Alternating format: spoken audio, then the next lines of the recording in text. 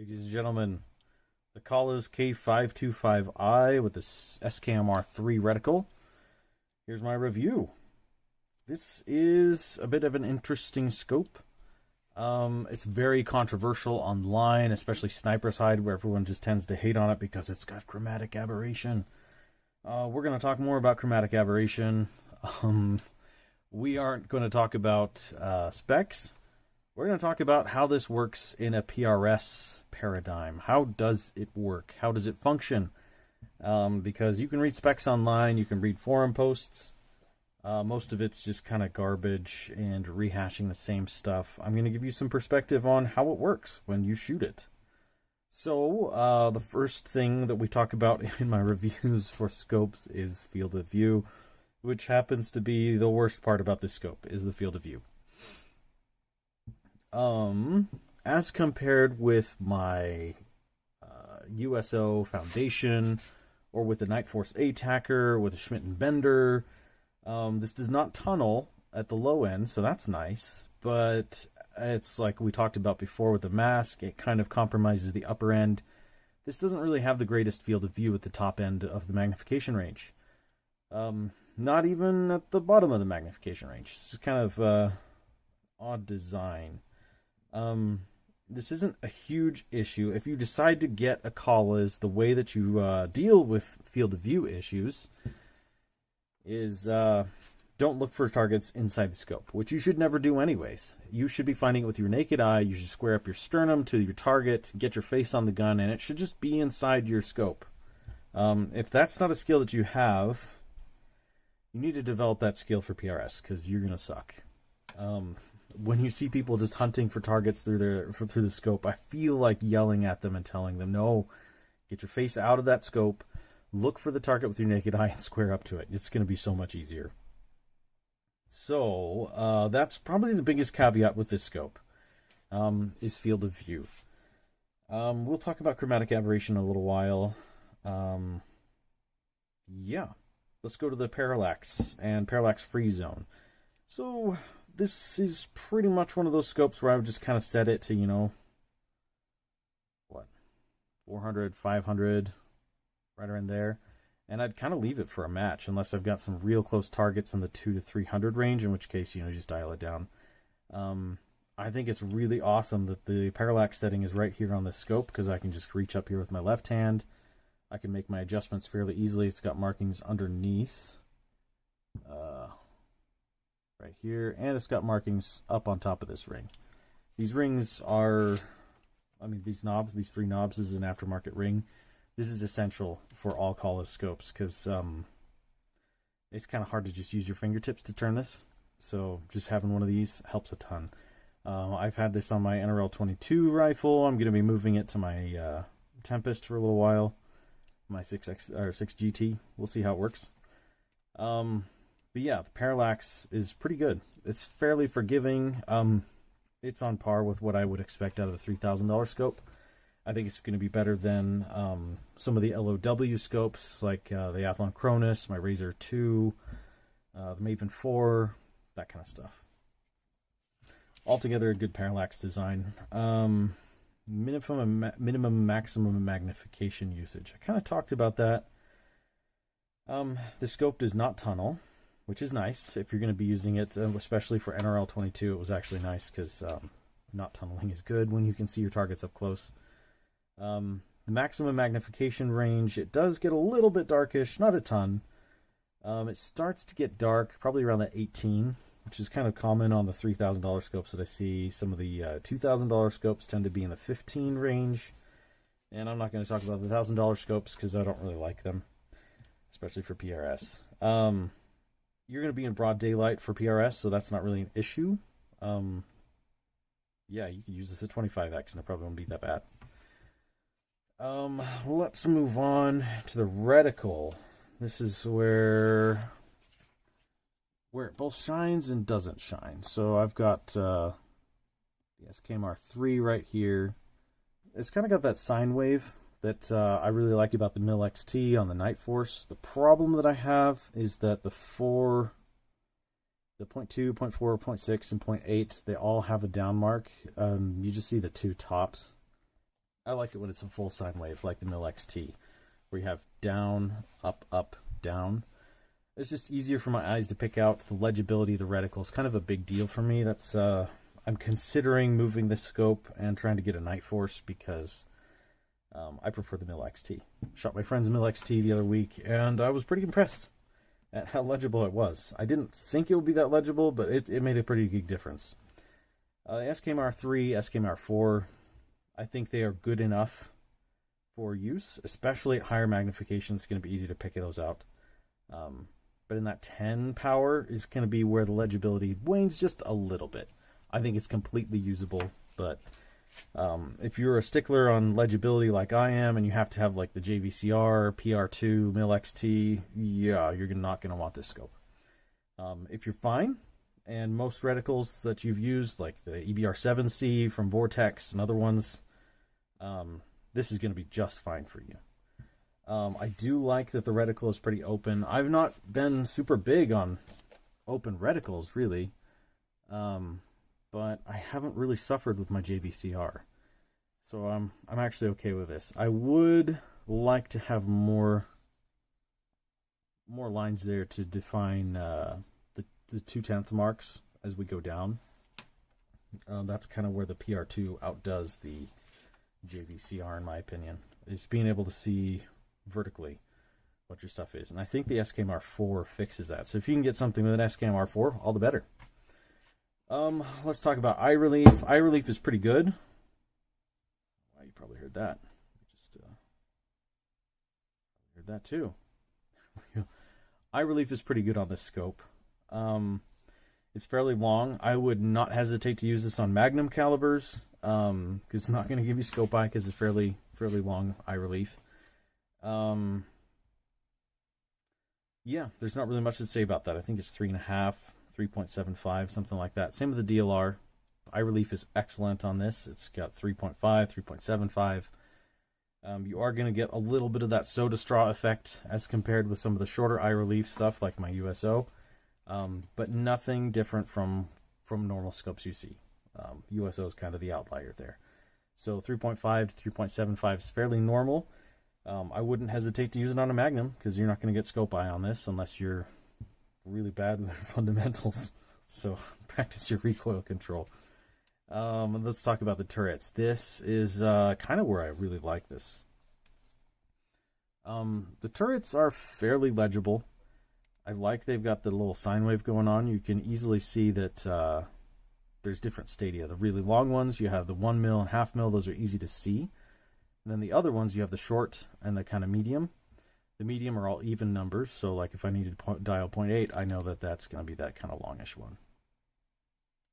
There we go. Also, same thing with the odds. The smallest hashes are going to be fairly easy to find. If I need to dial a 1.1, there we go. It's pretty easy to find. As far as the turrets go, they don't come up like some of this, like normal stuff does, where you screw it and it kind of comes up, and you screw it down and it comes down. The interior on the turret does that, but the exterior stays the same. So I can dial this a full 18 mils or whatever, and it's not going to raise the turret. The interior will raise, but not the rest of this. There we go. And as far as the turrets go, and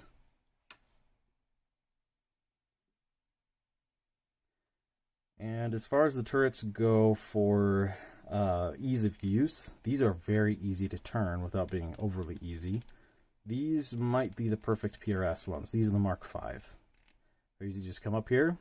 You don't have to use too much pressure. You're not going to overturn it. You're not going to underturn it.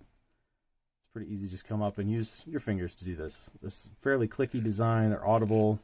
They move. These are excellent turrets. They are known to track well too. Obviously, some people can have issues. Everyone has issues at some point. But generally speaking, the SKMR is well known to track. And let's see. Turret utility, failure points on it. I think it's fairly well sealed, so I think it's not going to have too many issues. I know Phil Vallejo's dropped his many times without having any problems. So I think that it's a fairly resilient design. The sweet spot size. This is where I kind of talk about spherical aberration, which people don't talk enough about. Or basically, if something is too dilated, you get your focal point has too much light coming in and it blurs out the edges. When you look through this, this is about the same as most $3,000 scopes. Most $3,000 scopes will have, maybe 10 to 20% of a little bit of distortion on the edges. Probably in the 10. Usually 10, not 20. It's about the same as my USO. It's the same as the Steiner that I had. Yeah, this is an excellent scope for getting a good field of view without any distortion encroaching on the center. Some of the scopes that I have seen that has problems with, the Maven, I had problems with it kind of encroaching. It wasn't that big of a sweet spot size. I've seen some Leica PRSs have that kind of issue. Some of those low scopes, I think that's kind of a weakness. It's kind of hit and miss. Some of them will be fine. Some of them will just kind of have more blur out to the sides. Once you look through the $3,000 scope, that's when you start to notice it. So, if you can't afford a $3,000 scope, don't look through them. Yeah, end of story there. We talked about parallax. Let's talk about parallax range. This comes down to 20. Probably 20 meters since this is a European scope. That is perfect for NRL 22. It comes down there really nicely. A lot of the $3,000 scopes will only come down to 50. Nightforce ATACR being or the ATACR 7 to 35, the 4 to 20 being exceptions, and Kahles kind of being the exception. And then Schmidt and Bender does some crazy. I don't know how they did it, but they can come down to 10. That's insane. Yeah, most of the scopes in this range will only come down to 50, and that's nice that this one comes down to 20. Same with the DLR version. There is no tunneling, parallax knob, and mag ring. Resistance, this is fairly nice once you have this lever on here. Otherwise, it's kind of stiff. My USO is much smoother, much easier to turn. Same with Nightforce. It's better than my Steiner was. My Steiner was pretty hefty. Better than the Maven. And I'd say it's close to on par, maybe a little bit harder than a Vortex Razor Gen 2. And let's go to zeroing function. I think this probably uses a dimple on a brass post in there. Not the greatest design, but it works fairly well. You just loosen these Allen screws, and you move this to however you need to be, set it to your 0, tighten it. It's not the greatest design for changing it all the time. However, you can set it to exactly 0. You can set it to exactly how you want it to be, which is an advantage. The 0 stop on it is just 0.4 underneath the 0, 0.3, 0.4. So you set it to 0 and it just automatically stops there. Same as my Steiner. I really like it when turrets do this because setting a 0 stop, despite what most people say about, oh, it's easy, most 0 stops suck and I don't like them. That's what I'm going to say about that. The call is you don't have to think about the 0 stop. It's just there. Same with the Steiner. Those are pluses. Let's see.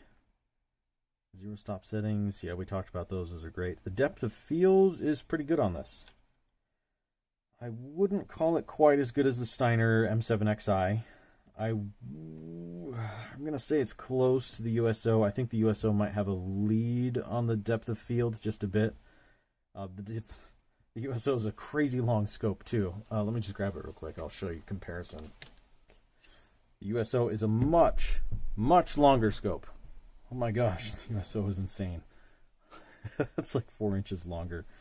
When they say size doesn't matter, we're not going to get into that. But anyways, the depth of field is pretty good on this. As far as looks go, I love the way this thing looks. I like the way the turrets look. I like the way the designs look. I think the mag ring is pretty easy to look at. Maybe a little bit long in the forward tube here. But overall, I think that Kahles is kind of sexy. That's kind of why I got it, honestly. I've always thought that they looked special and they look different. I like that it's got a red dimple on here, which, by the way, when you get to that second revolution up here, pops up. So you know that you're on your second rev. Let's see. Kind of like what Steiner does. I'm a fan. I'm a fan. Looks size. We talked about size. This is a fairly standard size for a 5 to 25 scope. The weight is pretty standard. I think it's like 35 ounces. You can look up the specs. It is neither a heavy nor a light scope for its class. This is just a standard weight. If you want something light, get a Mark V. If you want something heavy, oh gosh. If you want something heavy, get a Razor. I just got a Razor recently, and holy crap, that thing is heavy. ATACers are pretty heavy too. But yeah, this is about 35 ounces. Fairly standard. And the Reticle Choices, there's really only 2 or 3. I don't know if you can get the SKMR3 in this one. In the DLR version, I think you can. And this one, you can get the Tremor 3. If you're a fan of the Tremor 3, get it. If you're not a fan of the Tremor 3, don't pay the extra money. Yeah. Overall, would I recommend this for PRS? I would. There's a couple things that I didn't include in my list. So I think the illumination is actually really cool. Instead of having numbers, it's just a gradient. I have seen on a few occasions that the Kahles will get some problems. This one cuts out about halfway through. It just like goes dead. I could send it back to get it taken care of, but I don't really need the illumination, and at nighttime I don't even need that much illumination, so it's actually sufficient for me. I knew a guy who said he hated Kahles because he's had the same issue. He had to send it back to Austria. It's a long ways away, and it was gone. Short answer, get a second scope, bro. Have a backup scope. And then the magnification ring. This has been something that's been recent to me. I don't use a lot of magnification movement in PRS. But I will say, like, my Vortex is crazy hard to turn. My Athlon Aries ETR was pretty hard to turn. There's a lot of scopes that are pretty hard to turn. This one is very smooth. I'm going to put it on par with the Steiner M7XI. Very easy to use the mag ring. My USO is pretty much the same. It's a little bit stiffer than this and has a little catch in it. But I think $3,000 scopes should all be like this. That is a very easy magnification to turn. I think that pretty much takes care of this. I would recommend this for PRS. The only gotchas to keep in mind if you get this is you have to train to know how to spot your target with your naked eye and deal with the field of view. It's not that big of a deal. And if you're one of those sticklers over chromatic aberration, it's not too late. You can change your ways. That's all I'm going to say. The chromatic aberration isn't that big of a deal. This one does have the most chromatic aberration I've seen in any of my scopes. I took it out on a snowy day, and it was quite a bit. But I could see targets. It was not inhibiting my use. Yeah, we can stop talking about chromatic aberration. Most people talk about it because they found it on a forum, and now they know something about optics. It's not going to ruin your stay. Yeah, good scope. I recommend it. Have a good one, guys.